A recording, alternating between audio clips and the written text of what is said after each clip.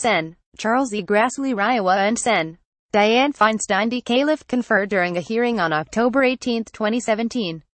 GibsonBloomberg A push to make anti-sexual harassment training mandatory on Capitol Hill gathered momentum this week after Senate Judiciary Committee Chairman Charles E. Grassley RIowa urged colleagues to apply the policy to all employees of the upper chamber. "I am convinced that sexual harassment training is vitally important to maintaining a respectful and productive working environment in Congress," Grassley wrote to the leaders of the Senate Rules Committee in a letter Tuesday. "Therefore, I respectfully request that the Committee on Rules and Administration consider the immediate implementation of a policy requiring all new Senate employees, as well as all current employees who have not yet received it, to undergo online or in-person sexual harassment training," he wrote.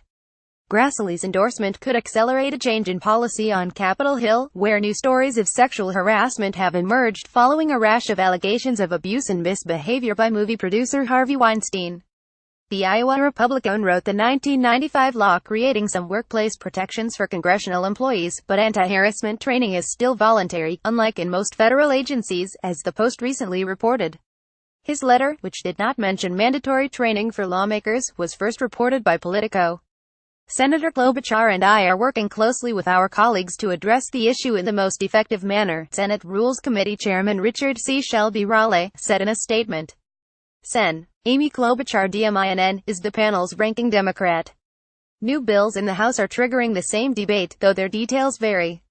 Rep. Jackie Speier DCalif plans to introduce bipartisan legislation Thursday requiring lawmakers and staff to undergo annual mandatory anti-harassment training. Speier, a longtime advocate for mandatory training, joined the Me Too social media campaign on Friday by describing her experience with unwanted sexual advances as a congressional staffer in the 1970s. "Many of us in Congress know what it's like because Congress has been a breeding ground for a hostile work environment for far too long," Speier said in a video released by her office. A separate bill from Rep.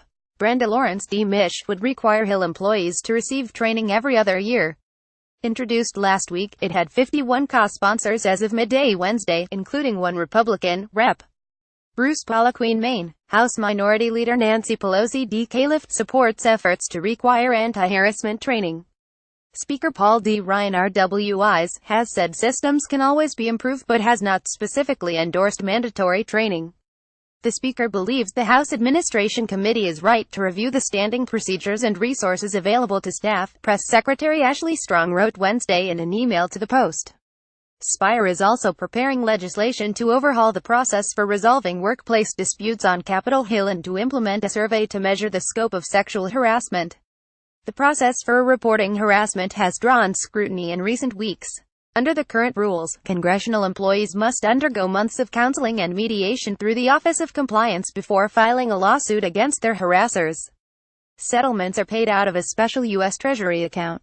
In the executive branch, mediation is an option but not required for employees who want to pursue legal claims, and settlements come out of agency budgets. Del, Eleanor Holmes Norton D.D.C. called attention Tuesday to the ways Congress has exempted itself from workplace rules that apply to the rest of the government. She proposed legislation that would end this disparity. "It is impossible to justify exempting congressional offices from the comprehensive provisions Congress now requires of private employers and federal agencies, especially sexual harassment laws that protect workers, such as requiring employers to post workers' rights or to conduct training," Norton said in a statement. The Washington Post is examining workplace violations on Capitol Hill and the process for reporting them. To contact the reporter, please email michelle.lee@washpost.com, elise.vbeck@washpost.com or kimberly.kindy@washpost.com.